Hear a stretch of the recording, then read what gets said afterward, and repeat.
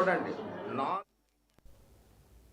ఎన్టీఆర్ జిల్లా నందిగామలో దేవాదాయ భూమిని స్వాధీనం చేసుకున్నారు ఎండోమెంట్ అధికారులు.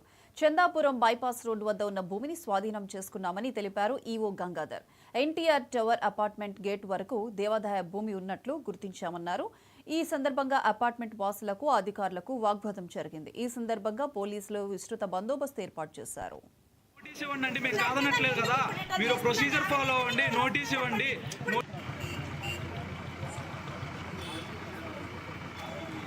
చైర్మన్ గారు మీ అందరి సమక్షంలో కూడా వాళ్ళు కోఆర్డినేట్స్ ప్రకారంగా చూపించి చేయడం జరిగింది సార్. అండ్ ఆర్ఎన్బిఏఈ గారు వీళ్ళందరి సమక్షంలో కూడా చేయడం జరిగింది. ఇప్పుడు దాని ప్రకారమే మన హద్దుల్లో ఉన్న వాటిని తొలగించుకుంటూ వెళ్ళిపోయి సేఫ్ గార్డ్ చేయడానికి జరుగుతుంది సార్. ఇప్పుడు ఈ అపార్ట్మెంట్ గురించి ఏంటి?